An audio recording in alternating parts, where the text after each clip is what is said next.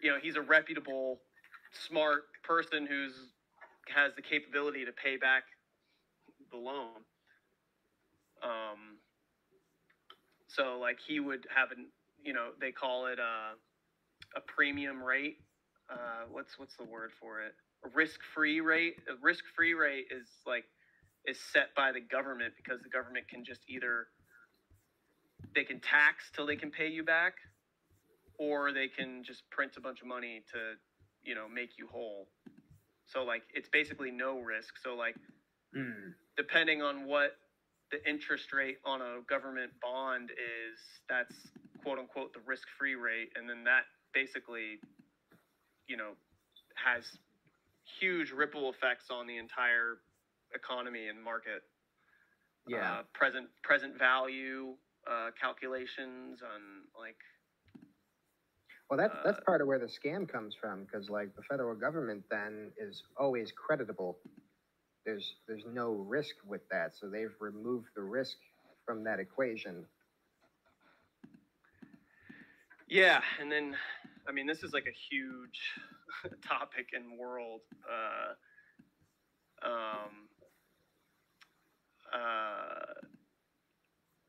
Yeah, and then Peter Schiff talks a lot about like, you know, there's actually a huge hidden risk that people aren't accounting for, and he calls it like the sovereign debt crisis and inflation. But you can also have like TIPS bonds, and TIPS are inflation adjusted, so like you don't just get a raw nominal 5% back.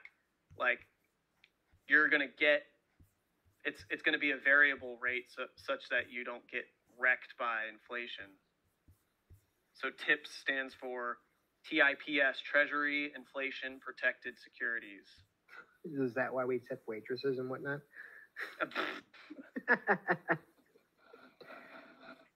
No, but that is an interesting parallel. But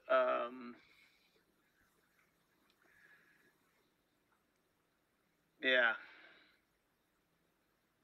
But yeah, all of this, and basically all of finance and like monetary systems, you know, it runs on trust and credit.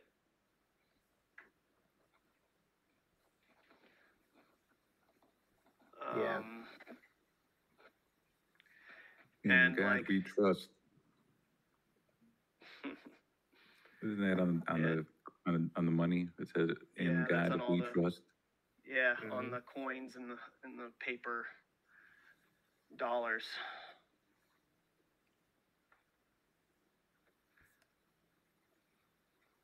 It's funny that you say that, because I actually looked up while Sean was talking what the Bible says about trust. Ooh. Find anything worthwhile? So far, I mean, I found gotquestions.org, which is always a good resource. I'll paste what I found here into chat. Apparently, the word trust translated from the Bible means, quote, a bold, confident, sure security or action based on that security, unquote. And they're saying it's not exactly the same as faith, which is the gift from God, but rather trusting is what we do because of the faith we have been given. Yeah, well, there's a famous verse in Hebrews, which Jade has quoted to me before. Hebrews 11? Yeah, exactly. Do you want to read? They just linked that here too. Yeah, it's basically the best exposition and explanation of faith. If you want to read it, if you have it pulled up. Yeah. So Hebrews 11, 1 through 40. I mean, 40 is a lot, but I'll go into the first few. I think it's like the first 5 verses, probably, or first 4, something like that. Yeah. Now, faith is the assurance of things hoped for, the conviction of things not seen. For by it, the people of old received their commendation. By faith, we understand that the universe was created by the word of God, so that what is seen was not made out of things that are visible. By faith, Abel offered to God a more acceptable sacrifice than Cain, through which he was commended as righteous, God commending him by accepting his gifts. And through his faith, though he died, he still speaks. Still speaks. Interesting.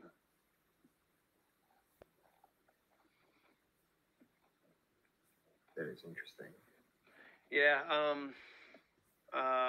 A while back in like the 20s during like COVID, Vin was going on a ton of podcasts promoting his Render Under Caesar book, and like Yeah. he was really, a topic that he kept on bringing up was like the topic of faith.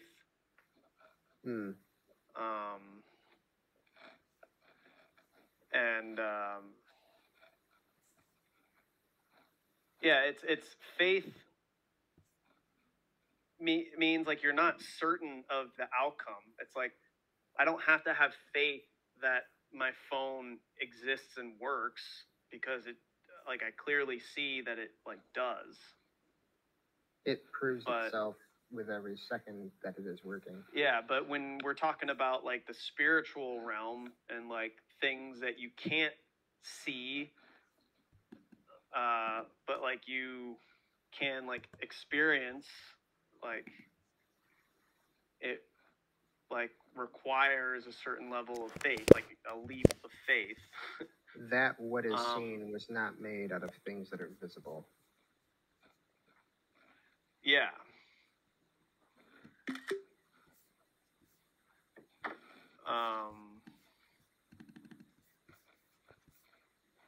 But yeah, so we can actually loop back to kind of like make a lateral leap in the talk about faith in like the digital world we live in. And like fidelity is like a huge word in this sphere as well. It's almost like integrity to a degree. Well, fide, I think, is just Latin for faith. And like that's part of like the five solas, which is like popular in the Reformation. Sola Scriptura, Sola Deo, Sola Christos, Sola... Faithfulness whatever. to obligations, duties, or observances. That's the modern definition, or one of them. The other is obviously referring to sex in marriage.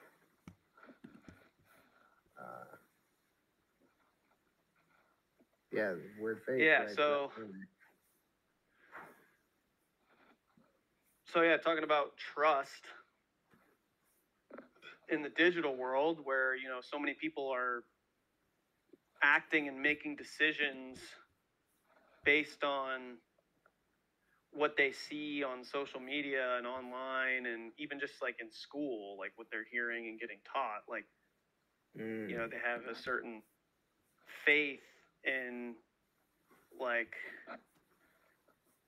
in what they believe. But the problem comes in when you confuse faith with like certainty and like belief. Right, their faith is based out of things that are visible.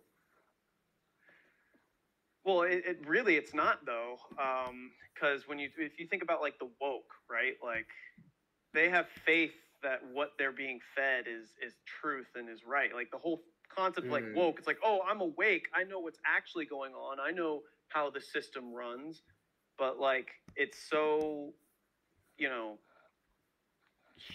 the hubris, right, the cockiness, and just like being certain about their beliefs, can lead to disastrous consequences. Well, their faith there is based off of what is visible. Yeah. But what it devolves down to though is credentialism. It's like, oh, I heard this from a professor at a school that has, they have this big title and they're all fancy and look at the campus, like clearly, like they must be right. They must have access to truth. And yeah, it's an appeal to authority. And then an appeal to authority, right? And then that builds itself up to like group and mob think, where it's like, so the authority of their assertions is backed by the threat of the mob, essentially. Like they will back me up, and like I'm not going to suffer consequences for being wrong because like I must be right, because if you try and say that I'm wrong, then all of these other people are going to give you hell for it. Yeah.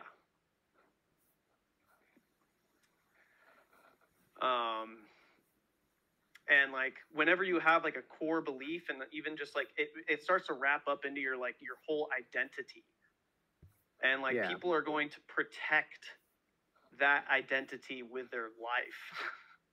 Like they're going to make excuses, they're going to like do some mental gymnastics in order to protect their core like belief from being destroyed. And their belief is their truth.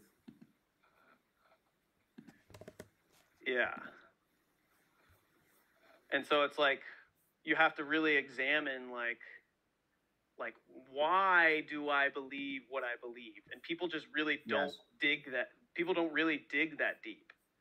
But when you really get to the core of like why do I believe what I believe, like you know, they might quote like certain statistics. So like for the feminist movement, right? Like they believe that they're oppressed, and like the foundational cornerstone statistic that feminists would quote to you is like the wage gap. It's like, oh, 70 cents on the dollar. And like this was basically completely and utterly debunked even in the 80s with Thomas Sowell, when he was like, actually, that is a rough, like a gross and disingenuous comparison between men's wages and earnings and women's wages and earnings.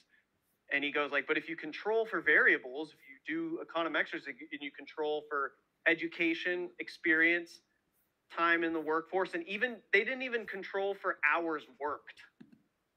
Wow. Yeah.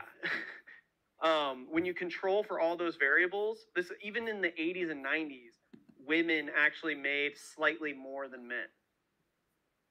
Yeah. So when you compare apples to apples, like it completely falls apart. But like oh, it's statistics. Like this is why women are oppressed, because they only make 70 cents for every dollar a man earns. But like when you examine where they put their faith in, you know, it completely shatters and falls apart.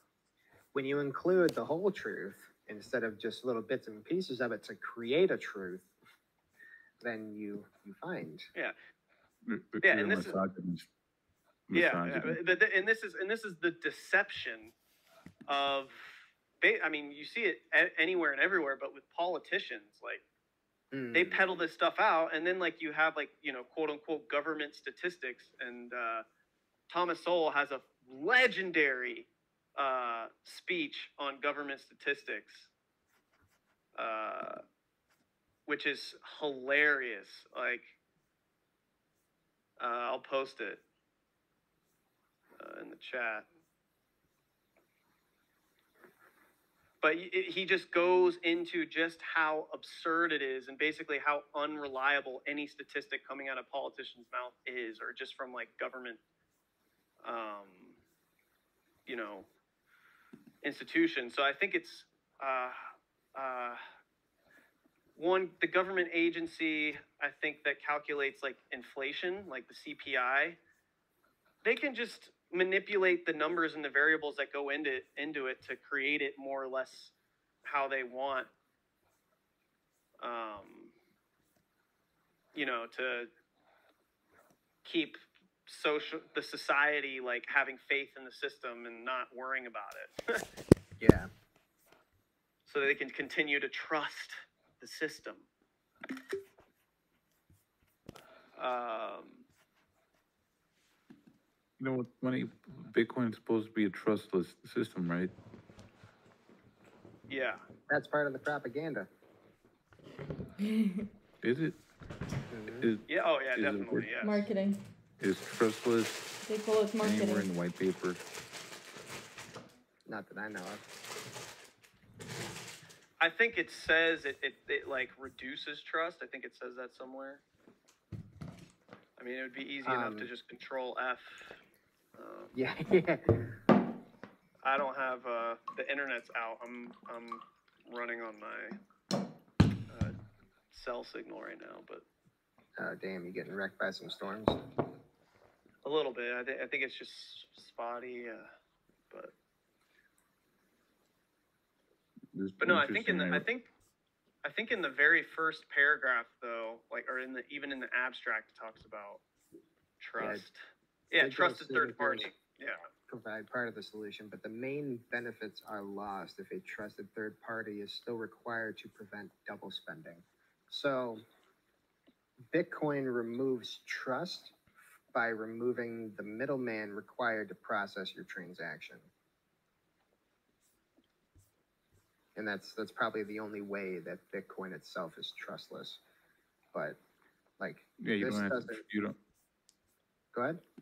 You don't have to trust that the if you're let's say if you're a merchant, you don't have to trust the person sending you a payment. You don't because even they- have to trust. Sorry. Well, no, it's not even so much about. Well, actually, that applies for chargebacks, right? Because like if I buy like a $10,000 Bitcoin miner,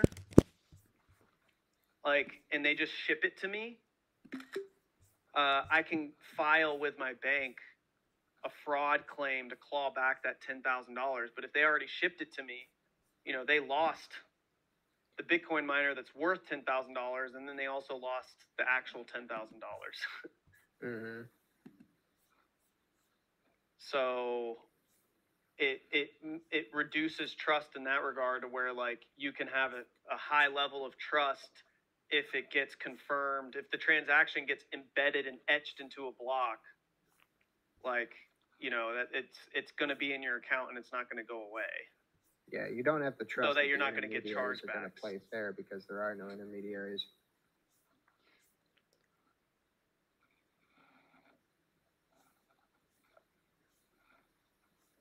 Yeah, that's like the only thing that the white paper is referring to is the third party. Yeah. So and how this is solved for like so even like on eBay or like the Silk Road, they're the intermediary between the seller and the buyer, right? So let's say like I buy you know, a $10,000 Rolex watch on eBay, and it's being sold as a genuine Rolex, but then I get a counterfeit, like, I'll file a dispute with eBay in order to get my money back.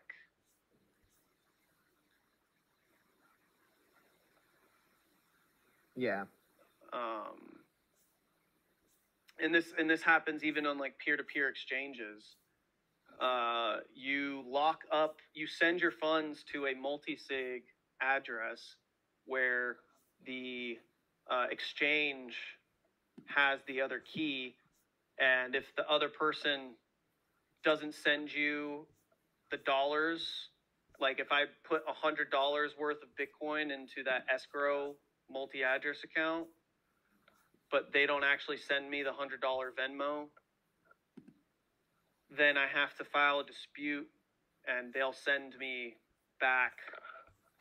I'll just be like, hey, they actually didn't have enough money, or they, you know, aren't sending me the money. Can I get my Bitcoin back? And they'll send it back into your account. But anyway, not to get too technical and in the weeds there, but it just highlights like that phenomenon of like mitigating trust. but to bring it back even to social media and social sentiments, like, and with AI and deep fakes, right? So like now we're starting to see with like how sophisticated and how good like these AI generated like pictures are.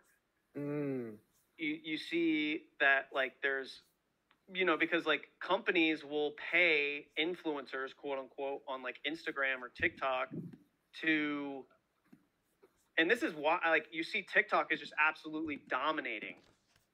Yeah. Because there is more fidelity potentially, because it's only videos, and like it's a lot harder to fake a genuine video. But even videos Oh yeah, no, are it's not. becoming, the fidelity is being questioned because, dude, the filters, like, Yes. you know, Snapchat pioneered, you know, the filters, but like Instagram's got a ton of filters now too, where it's like this one girl on Twitter, it went super viral, posted this one filter on Instagram, which like gave her lip fillers, made her like cheeks like all cute and red, and like gave her like eyeliner and stuff.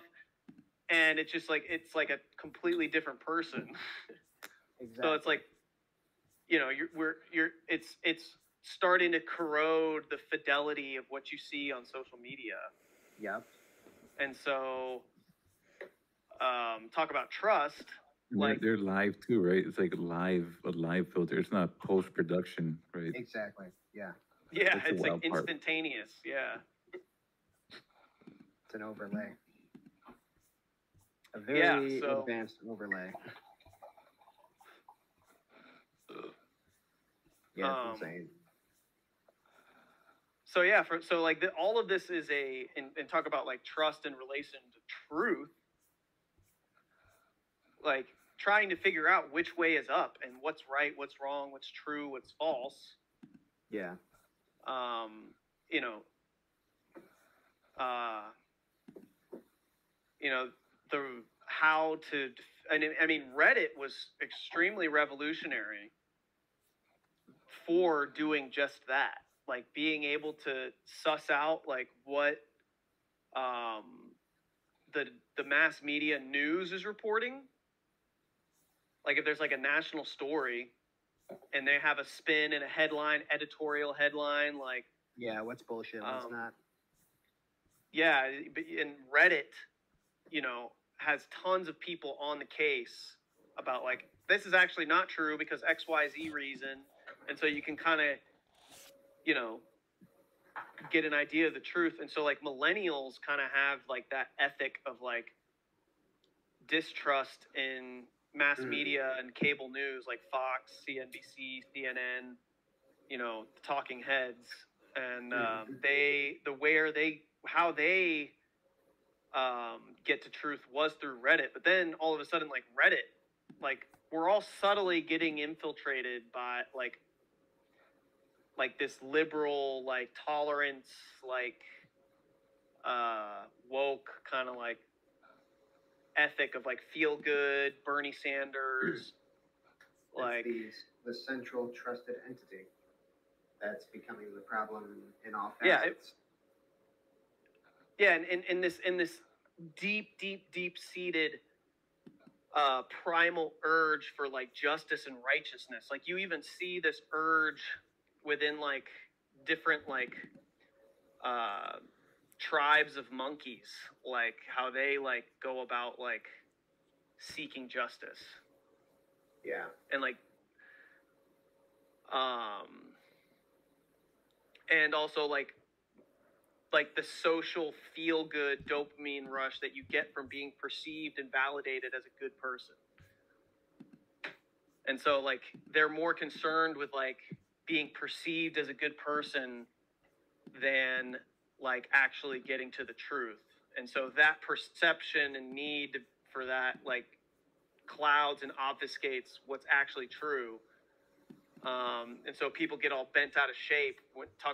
Like a while ago, you had that highly controversial sociologist, like what was his name? Bill Murray, the bell curve book, and it was like a study of IQ across countries and ethnicities and races. Y'all remember that? No. You say Bill Murray, I think Groundhog Day.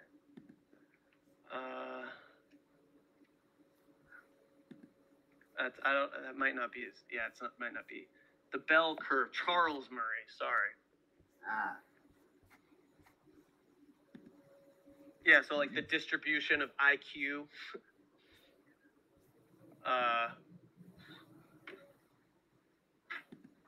But You ever heard Ted Kaczynski's stuff on leftists? I see bits and pieces of it. It's almost like once every like quarter there's like a resurgence of like Ted like content. What was his thing? Like industrialism? Yeah. Here's a quote. Society and its effects. It says, or something. The leftist is antagonistic to the concept of competition because deep inside he feels like a loser. Yeah, so they basically resort to the mob. Yeah, I think that was one of the big points he makes in the book or in his I don't know if it's the manifesto, but he has and a microcosm of that is the male feminist. Yeah. And like I'll read one more. It says the leftist is anti-individualistic. He is the sort of person who has an inner sense of confidence in his own ability to solve his own problems and satisfy his own needs. Oh, it's wild. He is not the sort of person who has those things. Yeah, this is why getting in the gym and working out and like building up yourself and your self-efficacy and just like humbling yourself basically like before your own weakness. And like even just like develop like martial arts like jiu-jitsu or like wrestling. Like if you ever like interact with like a wrestler or a fighter, you quickly realize just how at peace and how confident and comfortable they are, because like they don't perceive anybody. One, it's multifaceted. One, they don't really perceive anybody as a threat. They don't get triggered and defensive, right? I forgot the other facet of it.